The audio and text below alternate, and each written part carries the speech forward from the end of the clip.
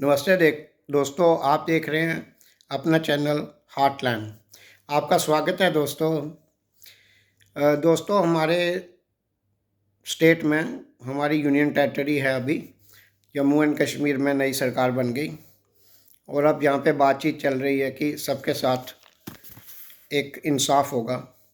और जिन हमारे यहाँ के, क्योंकि लगभग 10-12 साल के बाद यहाँ पे एक सरकार चुनी गई है, तो अब यहाँ पे पॉइंट ये आ जाता है, या कितने मुझे एग्जैक्टली पता नहीं है, पर कितने सालों के बाद, बहुत सालों के बाद एक सरकार आई है।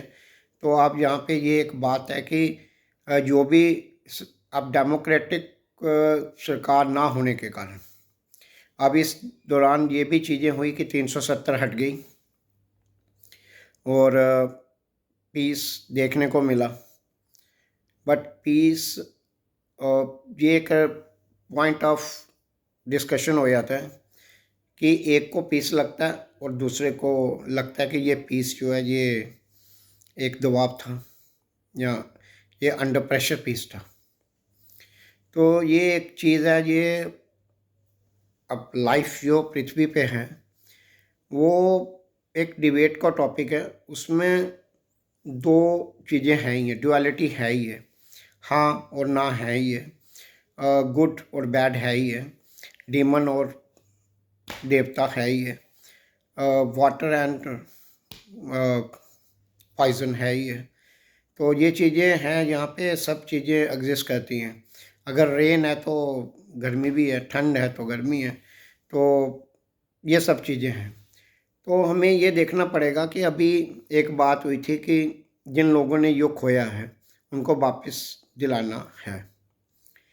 तो अगर हम देखेंगे यहाँ हमारे स्टेट में अब यहाँ पे भी दो पॉइंट होंगे कि एक कुछ सोच रहा होगा, दूसरा कुछ सोच रहा होगा कि खोया किसने क्या है। एक को तो शायद ये लगे कि हम पत्थर मारते थे और इस देश के खिलाफ नारे लगाते थे, ये ताकत हमारी खो गई, ये हमारी आज़ादी थी, ये आज़ादी हमारी छीन ली गई।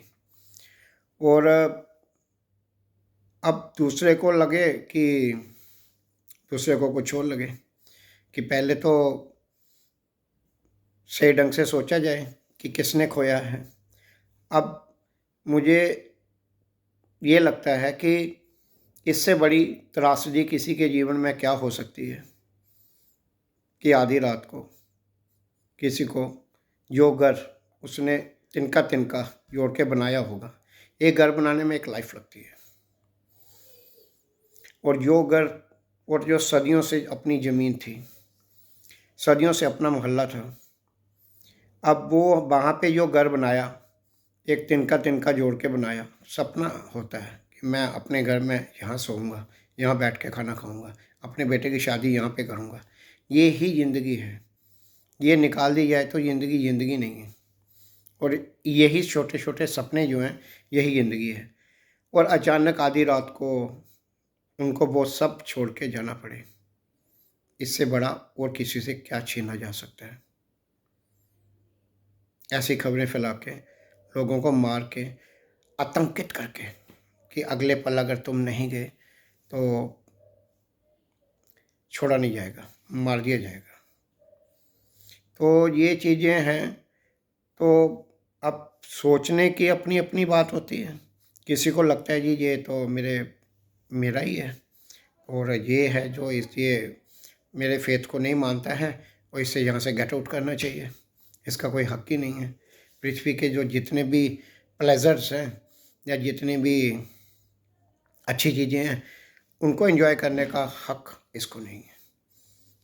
ये हमारी जन्नत है या ये हमारा एक हेवन है, और इस हेवन में रहने का हक सिर्फ हमें है। तो ये आपकी सोच है।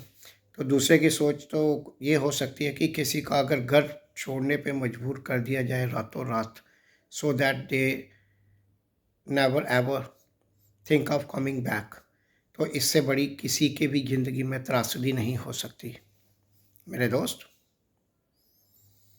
तो हम यही आशा करते हैं कि जिन्होंने खोया है उनको जो वापस दिलाने की बातें हो रही हैं, क्या वो ये था कि जिन्होंने अपने घर खोए, अपनी ज़मीन खोई।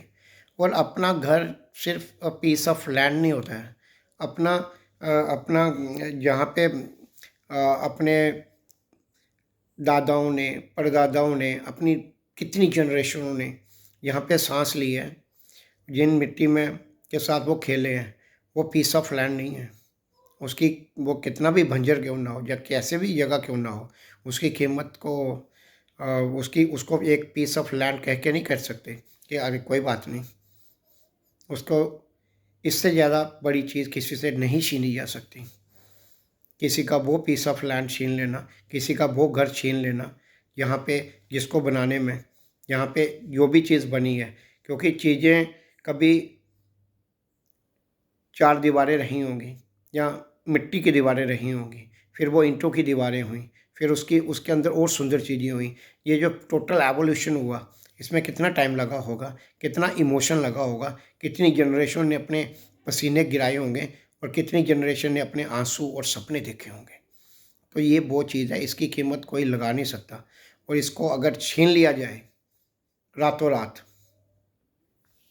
तो भाई साहब ये बहुत बड़ी त्रासदी है, बहुत बड़ा कैसे भी लोग हों, जैसे मर्जी लोग हों, ये बहुत बड़ी गलत बात है। तो हम यही आशा करते हैं कि आगे जाके बुद्धि या अपने हम जो इंटेलिजेंस है वो प्रिवेल करेगी और हम सही में ये आकलन कर पाएंगे सभी लोग कि सच में छीनना किससे के है। कोई भी पृथ्वी की कोई भी लैंड किसी भी ढंग से सोचा जाए तो किसी एक व्यक्ति की तो हो नहीं सकती है कि वो एक व्यक्ति की है कि आई एम द किंग। बहुत सारे किंग आए, बहुत सारे आए, लेकिन वो एक की तो हो नहीं सकती, वो तो सबके लिए है। ठीक है, उसके रजिस्ट्री लीगल डॉक्यूमेंट किसी के पास होंगे, बट अगर कोई सिटी है तो एवरीवन, पूरी पृथ्वी से कोई भी आदमी वहाँ पे रहे, थोड़े दिन रहे, आए अपने। अब हर आदमी का कहीं घर होता है तो वो अपने घर में ही जाएगा, क्योंकि सबसे अच्छा तो पीस तो वहीं मिलती है रहने का और वहीं पे मज़ा आता है। लेकिन तो भी इंसान कहीं पे भी किसी भी इंसान को मना नहीं किया जा सकता, क्योंकि अर्थ बिलोंग्स टू एवरीवन। यहाँ की हवा सबकी है। तो ये इस ढंग से सोचते हुए मैं यही कहूँगा कि ये जो बात की जा रही है कि जिनका छीना गया है उनको वापस दिलाना है, तो क्या वो यही चीज़, क्या उनका जो, आई होप, मैं आशा करता हूँ कि वो ये सोच रहे होंगे कि कश्मीरियों से, जो कश्मीरी हिंदू पंडितों से जो उनके राइट्स, उनके रहने के, उनकी ज़मीन, उनके मकान, उनके इमोशन, उनके वहाँ रहने का अधिकार, ये सब जो छीना गया है एक बंदूक की नोक पे, उनको वापस दिलाने के लिए सभी लोग काम करेंगे। क्योंकि अगर हम एक चीज़ तो ये माननी पड़ेगी कि अगर हम पावर में हैं और हम इस चीज़ का साथ नहीं देते हैं तो वी आर पार्ट, हम उन लोगों के साथ हैं जो उनको नहीं आने देना चाहते हैं, जो उनको बाहर रखना चाहते हैं, जो नहीं चाहते कि कश्मीरी हिंदू वहाँ वापस आके रहें।